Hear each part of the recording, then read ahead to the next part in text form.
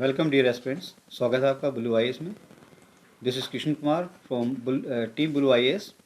आज dear aspirants हम पढ़ेंगे प्रोनाउंस के बारे में। प्रोनाउन की डेफिनेशन क्या है? A word which comes in place of a noun is called pronoun. Clear? अब कैसे इसका यूज़ होगा, नाउन को कैसे प्लेस करेगा, let's see with an example. Example के थ्रू इसको समझते हैं।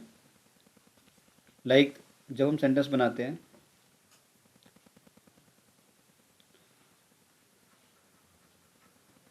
Ramesh is absent because Ramesh is ill। यहाँ पर जो रिपीटेशन हो रहा है रमेश मीन्स रमेश क्या है? एक नाउन, जो कि हमने पीछे अपने चैप्टर में पढ़ा था। अब यहाँ पर रिपीटेशन जो रमेश का हो रहा है, उस रिपीटेशन को बचाने के लिए हम प्रोनाउंस का यूज़ करते हैं फ्रेंड्स। तो यहाँ पे रमेश की जगह पे हमें क्या यूज़ करना है? ही। अगर यहाँ पे कोई लड़की होती, लड़की का नाम होता, गर्ल्स का नाम होता, तो वहाँ पर हम उसको चेंज करते हैं शी में। तो ही, शी, इट, ये सब क्या है? हमारे प्रोनाउंस है, right. So that is the definition of pronouns. Now we are just going through with the personal pronoun means that kinds of pronouns. अब काइंड्स ऑफ प्रोनाउंस में क्या होगा? सबसे पहले हम पढ़ते हैं पर्सनल प्रोनाउंस। पर्सनल प्रोनाउंस में क्या होता है? Like subjective case and objective case. Dear students, जब हम बात करते हैं केस की, तो केस में इसमें कुछ एक्स्ट्रा आ जाता है, जैसे possessive case. Subjective, objective and बीच में आता है पॉजेसिव केस। पॉजेसिव केस मैंने इसीलिए नहीं लिया क्योंकि जो पॉजेसिव केस है वो वर्क करेगा हमारा एज एन एडजेक्टिव। तो यहाँ पे हम डियर एस्पिरेंट्स प्रोनाउंस की बात कर रहे हैं, एडजेक्टिव्स की बात नहीं कर रहे हैं। तो इसको हम अलग चैप्टर में पढ़ेंगे लेटर ऑन। तो यहाँ पर हम बात करते हैं सब्जेक्टिव केस और ऑब्जेक्टिव केस। इनका यूसेज कैसे होगा? आपने देखा एक टेबल में ये क्या बताता है हमें? First person, second person, third person. यहाँ पर आई, मी, वी, अस, ये क्या है हमारा? First person. सिंगुलर और प्लूरल, जो यू है वो हमारा सेकंड पर्सन है। सिंगुलर और प्लूरल दोनों ही यू रहता है। और बाकी जितने भी नीचे के ये हैं, ही, शी, इट, दे, ये सभी क्या है? हमारे थर्ड पर्सन है। तो इसका काफ़ी अहम रोल होता है जब हम पैसिव वॉइस और चेंज द नरेशन पढ़ेंगे। Means change the voice and change the narration में इनका यूजेस होगा फ्रेंड्स। कैसे होगा वो हम बात करेंगे एग्जाम्पल्स के थ्रू, राइट। कैसे? जैसे जस्ट सपोज करो I am teaching, I am teaching them, right. यहाँ पर जो ये आई है एक सब्जेक्ट है और जो दैम है वो एक ऑब्जेक्ट है, right. This is an active, ये हमारा एक्टिव फॉर्म में है। इसको हम पैसिव वॉइस में जब लिखेंगे तो इसमें क्या होता है डियर एस्पिरेंट्स? हमें सब्जेक्ट को ऑब्जेक्ट और ऑब्जेक्ट को सब्जेक्ट बनाना होता है। तो दैम का जो सब्जेक्टिव केस है, हमने अगर पर्सनल प्रोनाउन पढ़ा है तो वहाँ पर दैम का क्या हो जाएगा? दे। तो दे के अकॉर्डिंग हमारा हेल्पिंग वर्ब भी लगेगा। They are being, they are being, teach का third form taught, they are being taught by. I का सब्जेक्टिव केस है, आई का ऑब्जेक्टिव केस क्या होगा? मी। तो इस तरह से यहाँ पर ये वर्क करेगा। ऐसे ही जब हम डायरेक्ट इनडायरेक्ट पढ़ेंगे तो वहाँ पर भी इसका वर्क होगा। जैसे 1 2 3 SON। ये रूल आपको तभी समझ आएगा डियर स्टूडेंट्स जब आप पर्सनल प्रोनाउन के थ्रू जाओगे, राइट। कैसे होगा? First person, second person, third person, subject, object, no change, right. तो इन चीज़ के बारे में हम बाद में पढ़ेंगे डेप्थ में, जब हम ये चैप्टर्स पढ़ेंगे, चेंज द वॉइस और चेंज द नरेशन, राइट। तो ये तो था इस चीज़ के बारे में। अब डियर स्टूडेंट्स हम बात करते हैं थोड़ा इनको लेके, कैसे ये डाउट्स क्रिएट करते हैं हमारे माइंड के अंदर वाइल राइटिंग और वाइल स्पीकिंग, राइट। जैसे हम कंपेयर करते हैं, आपने शायद सुना होगा पीपल सेइंग पीपल क्या? They are better than us. Is this right? They are better than us. You are better than me. Dear aspirants, these sentences are wrong. क्योंकि spoken is different, return is different. यहाँ पर spoken में तो it's okay चल जाएगा, आपने बोला उसने समझ लिया, लेकिन रिटर्न में एक एक चीज़ को गौर किया जाता है डियर एस्पिरेंट्स। जैसे यहाँ पे they are better than us की जगह पे क्या होगा? They are better than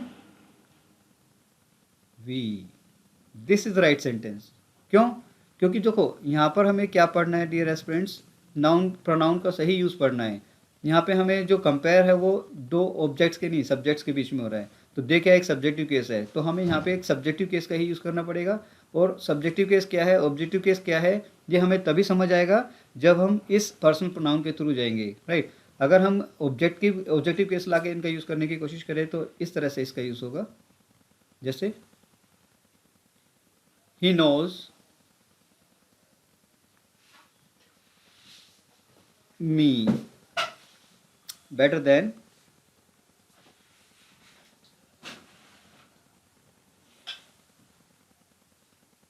you, right. अब देखिए यहाँ पर मी क्या है, एक ऑब्जेक्टिव केस है। यू क्या है, अब इसमें हमें यू से थोड़ा जानना थोड़ा डिफिकल्ट हो जाएगा, क्योंकि यू एक सब्जेक्टिव केस भी होता है और एक हमारा ऑब्जेक्टिव केस भी होता है। अगर हम इसको यू की जगह डिफरेंट सेंटेंस में डिफरेंट सब्जेक्ट लेंगे या डिफरेंट ऑब्जेक्ट लेंगे तो वो इजीली हमें समझ आएगा। जैसे हम बोलते हैं he knows me better than her, अगर मैं यूज़ करता हूँ तो ये क्या होगा, राइट सेंटेंस है या रॉन्ग। हमें क्या लेना है, हर लेना है या शी लेना है। तो डियर एस्पिरेंट्स, यहाँ पे हर एक राइट वे है हमारे लेने के लिए, शी नहीं आएगा यहाँ पे। क्यों, क्योंकि जो यहाँ पे हमारा कंपैरिजन हो रहा है वो दो ऑब्जेक्ट्स के बीच में हो रहा है, ना कि दो सब्जेक्ट्स के बीच में। तो यहाँ पर इस चीज़ को हमें क्लियर करके चलना है, राइट। चलिए स्टूडेंट्स, आपको शायद पता चल गया होगा कैसे इसका यूज़ करना है, राइट। अब चलिए थोड़ा सा और डिस्कस करते हैं हम। शायद आपने लेटर्स लिखे होंगे, क्योंकि हमारा एकेडमिक सेशन से शुरू हो जाता है और हाई लेवल तक हमारा चलता है, राइट। तो आपने देखा होगा शायद योर्स फेथफुली, योर्स ट्रूली कैसे लिखते हैं। काफ़ी सारी मिस्टेक्स इसी में भी होती है। कैसे लिखते हैं, योर्स, स्टूडेंट लोग ऐसे लिखते हैं, योर के बाद ओपोस्ट्रोफी एस लिखते हैं, योर्स ट्रूली, योर्स फेथफुली। लेकिन ऐसा लिखना गलत होगा। क्यों, क्योंकि ये कैसे लिखेंगे हम, योर्स करके इस तरह से सेंटेंस बनेगा हमारा, राइट। कभी भी इस तरह से यूज़ नहीं होता हमारा। अब बात करते हैं हम यूज़ ऑफ इट। इट का यूज़ कैसे होता है, एक फार्मूले के थ्रू इस इट के यूज़ को समझेंगे। T W T D, T W T D is what, T for time, W for weather, T for temperature, D for distance, right. इन चीज़ों को यूज़ करने के लिए हम टी का यूज़ मीन्स इट का यूज़ करते हैं। कैसे, जैसे it is 2 o'clock, it is 2 o'clock, यानी कि अभी 2 बजे है। Weather, it was pleasant weather,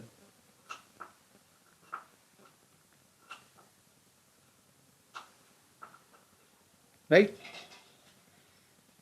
temperature की बात करें, it is 19 degree Celsius. Distance, how far is this, people ask, so you will say it will be 9 kilometers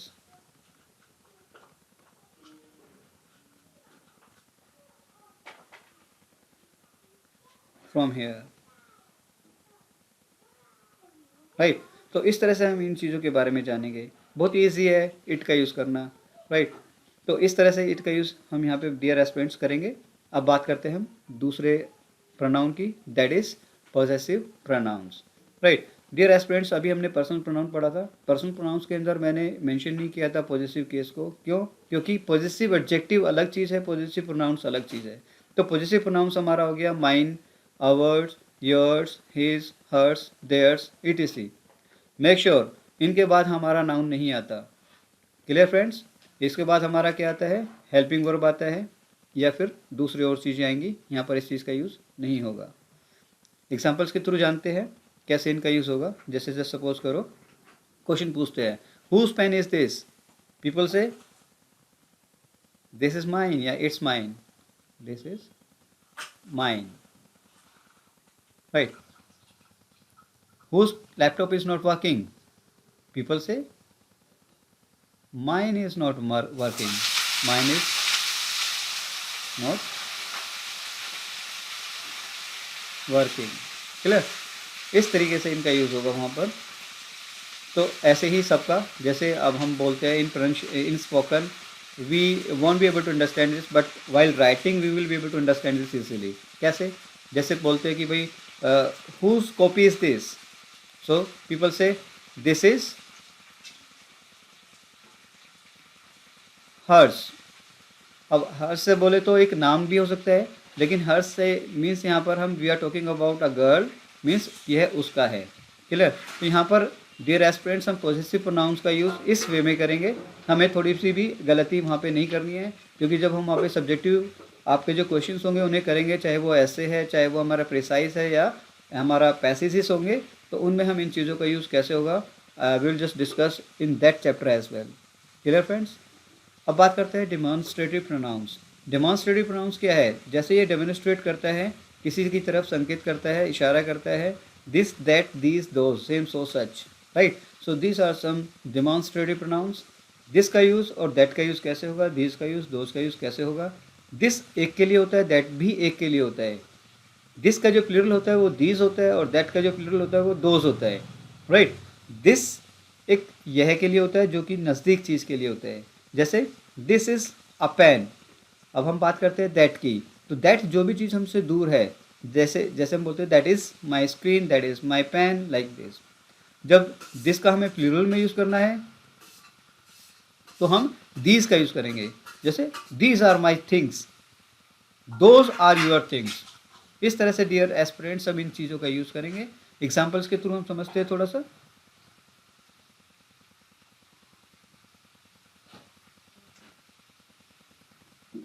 this is my choice, that is your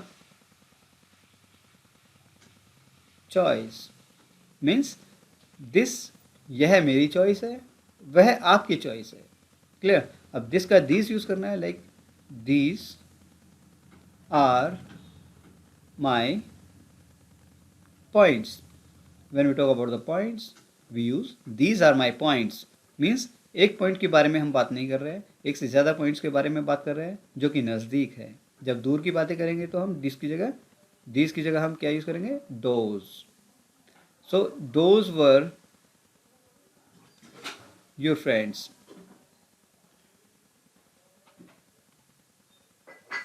Clear, dear aspirants? So these are the uses of this, that, these, those means demonstrative pronouns, right? So we've just gone through personal pronouns, then possessive pronouns. Now we've just completed our demonstrative pronouns. Now we are just going through with distributive pronouns, right? Like each, either, neither, every, none, etc.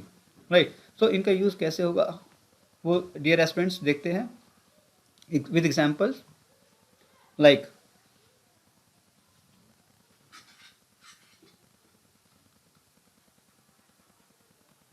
either of you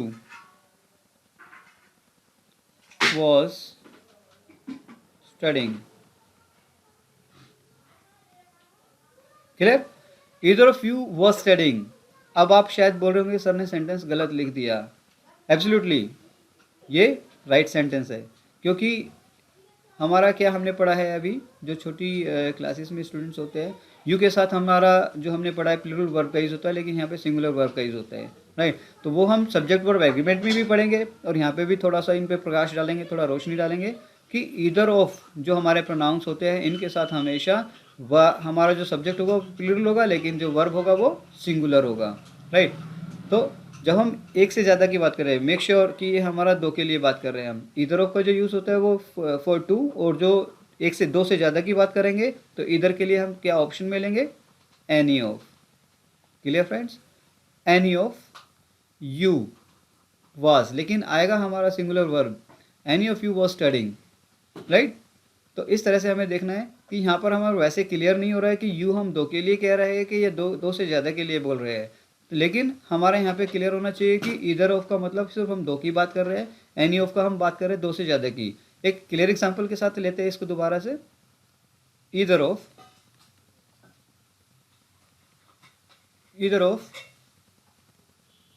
to students.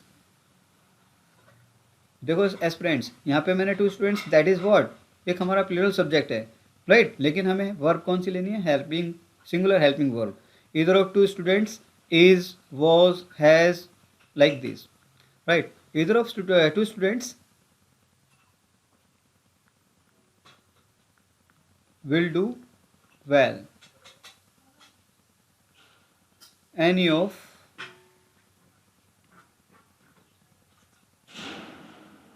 five students will do well, right? So we are talking about, if we are talking about two here, so we'll use either of, or we are talking about more than two, so we'll use any of. Same thing is in different way with different subjects. Like if I want to use neither, means that negative, जो positive होगा वो either of से use करेंगे और जो negative होगा वो neither of से. Like neither of two boys, neither of two boys is playing, means दोनों में से कोई भी नहीं खेल रहा है. बात करते हैं हम दो से ज़्यादा के लिए,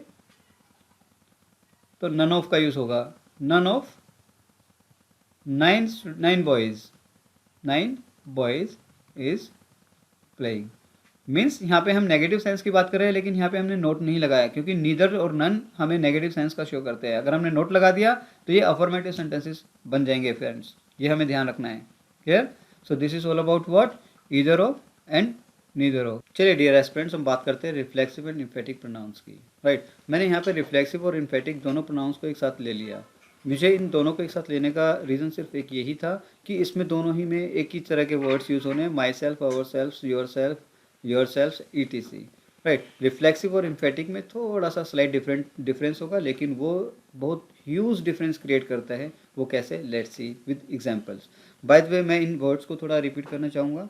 माई सेल्फ, आवर सेल्फ्स, यहाँ पे हमने एक नाउन चैप्टर पढ़ा था जिसमें हमने सेल्फ से सेल्फ्स बनाना सीखा था. यानी कि जब हमारा एफ आता है तो उसको कैसे VES में चेंज करता है. जैसे मैंने लीव का लीव्स बनाया था, वाइफ का वाइफ्स बनाया था. इसी तरह से यहाँ पे देखिए फ्रेंड्स, सेल्फ का सेल्फ्स हो रहा है, तो माई यानी सिंगुलर है माई सेल्फ, और आवर प्लूरल है आवर सेल्फ्स. राइट, तो myself, ourselves. Yourself में मैंने दो तरीके से लिया है इसको, यूर सेल्फ और योर सेल्फ्स.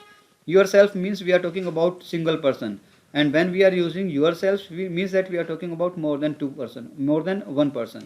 राइट, ऐसे ही हिमसेल्फ हो गया, हर सेल्फ हो गया, इट सेल्फ हो गया, देम सेल्फ्स हो गया, वन सेल्फ हो गया. कैसे इनका यूजेस होंगे? Let's see now with examples.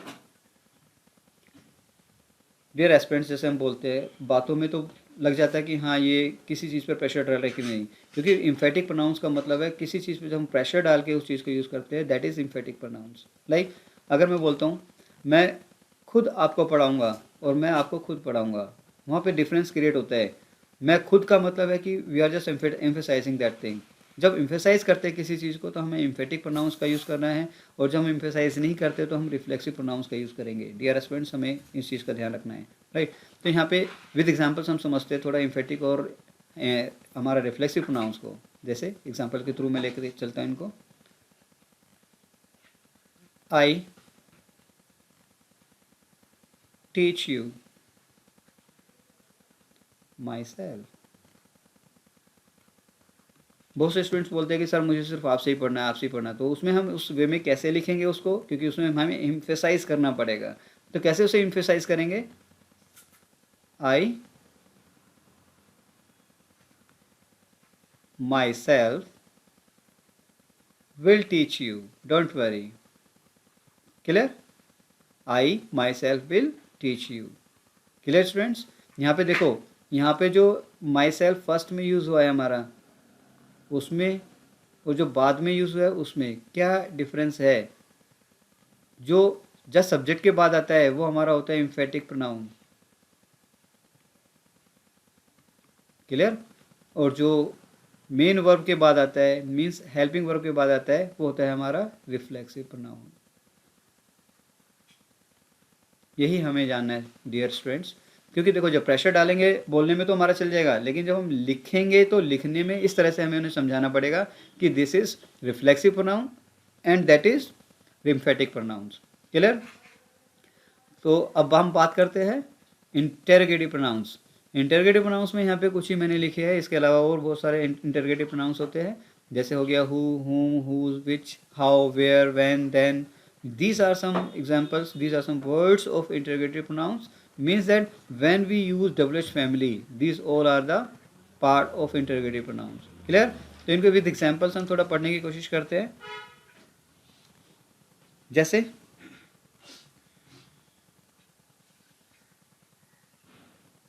Where are you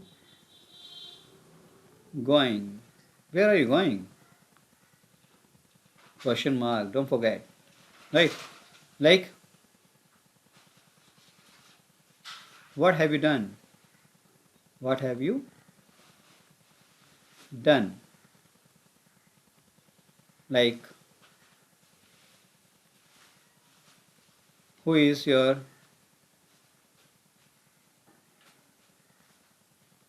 best friend? Okay, dear aspirants, like it is here, who is your best friend? Can we use which is your best friend? Which is your best friend? Is this right sentence to say? I think when we are just showing the list, in that we can say that which is your best friend. But if suppose your friend is just before you, so we'll use who is your best friend. Otherwise, which is your best friend is also right. Clear? अगर हम बात करें who और which की, तो किस तरह से who which का यूज़ होता है? who का जो यूज़ होता है वो लिविंग थिंग्स के लिए, और जो which का यूज़ होता है वो नॉन लिविंग थिंग्स के लिए और एनिमल्स के लिए इसका यूज़ करते हैं फ्रेंड्स। क्लियर? ये हमें थोड़ा याद रखना है। जैसे which is your favorite animal, which is your favorite subject, like this. In this way we use these kind of words in making sentences. Clear friends? Now we are just talking about relative pronouns, right? Relative pronouns में like who, which, that, etc. कैसे use होता है इनका? जैसे मैंने अभी बताया था आपको, who का यूज़ लिविंग थिंग्स के लिए, which का use non living things and animals के लिए, और that का यूज़ हमारा दोनों चीज़ के लिए यूज़ होता है। तो इसका थोड़ा सा डिफरेंस क्रिएट करते हैं, कैसे इसको कर सकते हैं हम, कैसे इसका यूज़ कर सकते हैं। Just let's understand with some examples. Clear? जैसे हम बात करते हैं,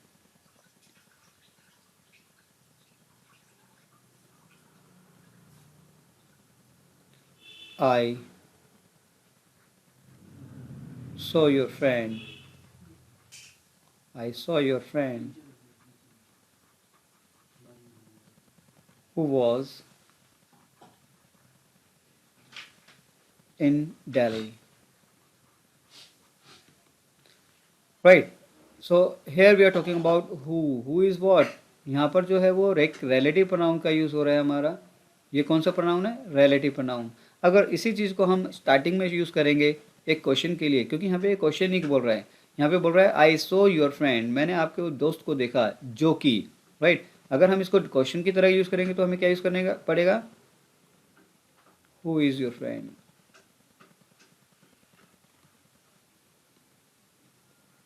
क्लियर? यहाँ पे एक क्वेश्चन हुआ, क्यों? क्योंकि यहाँ पर हु क्या आ रहा है? सबसे शुरू में आ रहा है। क्योंकि जो एग्जाम्पल इसका जो स्ट्रक्चर होता है वो कैसे होता है? पहले डब्ल्यूएच फैमिली आता है, फिर हमारा हेल्पिंग वर्ब आता है, फिर हमारा सब्जेक्ट आता है, फिर हमारा वर्ब ऑब्जेक्ट आता है। क्लियर? तो ये इस स्ट्रक्चर को फॉलो करेगा, तो means that we are talking about the interrogative pronouns. अगर इसका डिफरेंट वे होगा, लाइक यहाँ पे एक सब्जेक्ट दूसरे सब्जेक्ट को जोड़ रहा है, या दो सेंटेंसेस दूसरे सेंटेंसेस को जोड़ते हैं, तो यहाँ पे हमारा एक रिलेटिव प्रोनाउन बनेगा, राइट? तो विच का यूज़ कैसे होगा है? जैसे आई सो N I saw an elephant which was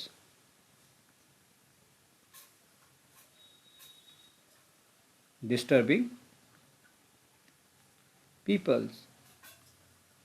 Peoples और people?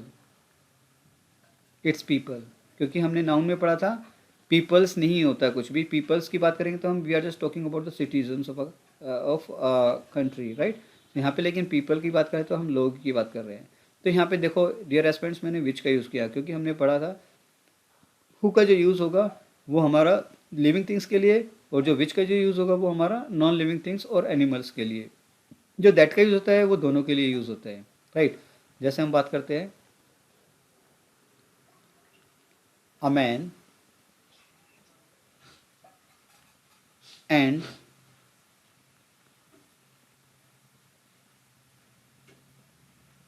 his dogs that were not that were missing had been recovered.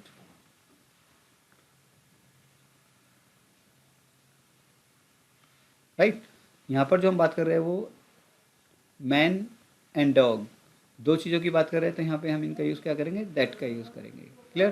तो दैट का यूज़ इस तरह से होगा dear aspirants, who, which and that in relative pronouns. I hope कि आपको समझ आ गया होगा use of who, which and that in relative pronouns. Now let's talk about the indefinite pronouns. Indefinite pronouns is what? Like everybody, everyone, somebody, someone, nobody, no one, anybody, anyone, everything, something, nothing, anything. Right? इसमें सिर्फ एक main चीज़ जो है पढ़ने वाली है वो है कि इन सभी के साथ हम कोशिश करते हैं कि भाई कोशिश करते हैं प्लूरल वर्ब का यूज़ करने की, लेकिन प्लूरल वर्ब का यूज़ करना वहाँ पे गलत होगा। यहाँ पे हमें यूज़ कैसे करना है, इनका सिंगुलर वर्ब में ही यूज़ करना है। कैसे? Like who knows this thing? I'm just talking about whole class. So whole class will say everybody or everyone. Everyone knows this. Everyone knows this. Nobody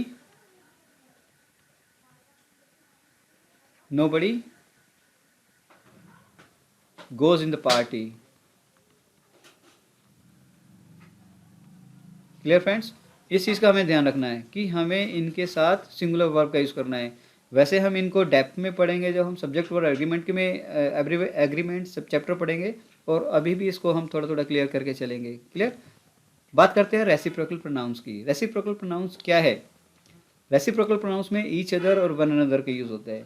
right? वैसे अगर हम एग्जाम्पल्स के through जाएंगे तो हमें इजीली इसको समझ नहीं पाएंगे कि ईच अदर का यूज़ कहाँ होगा और वन अनदर का यूज़ कहाँ होगा। हमें इसमें अपना सेंस का यूज़ करना पड़ेगा। Let's see some examples.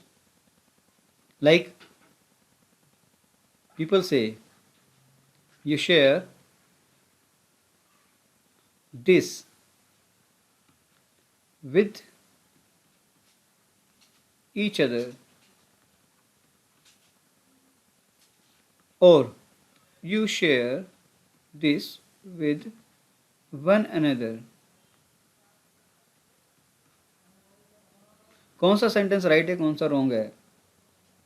दोनों ही सेंटेंसेस हमारे राइट है, लेकिन दोनों का मीनिंग डिफरेंट है। You share this with each other का मतलब है कि we are talking about two people, two students, two boys etcetera. When we talk about more than two we use one another. Right? लेकिन हम silly mistake कर देते हैं। In small classes we use each other with everybody, means that more than two as well. लेकिन जब हम बड़ी classes में आते हैं या हम कॉम्पिटिटिव एग्जाम्स की बात करते तो वहाँ पे हमें थोड़ी थोड़ी चीज़ों को भी देखना पड़ेगा। तो यहाँ पे ईच अदर और वन अदर इस तरीके से काम करेंगे हम। ईच अदर यूज़ होगा हमारा टू के लिए, और जो वन अनदर होगा हमारा वो मोर देन टू।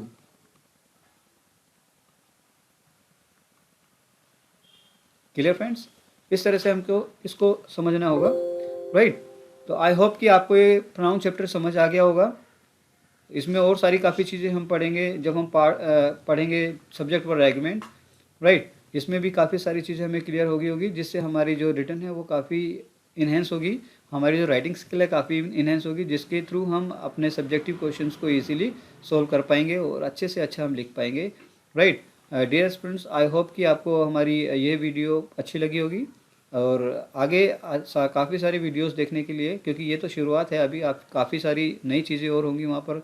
कुछ कैसे हमें प्रिसाइज करना है, कैसे हमें पैसेजेस करने हैं, कैसे इन पार्ट्स ऑफ स्पीच का यूज़ वहाँ पे करना है, ये सारी चीज़ें वहाँ पे हम शेयर करेंगे। और will just keep sharing these things 2 or 3 videos in a week. So keep watching our videos and like and subscribe our videos, and if you like these, after subscribing you can share these videos with your friends and relatives as well. Thank you for watching Blue IAS.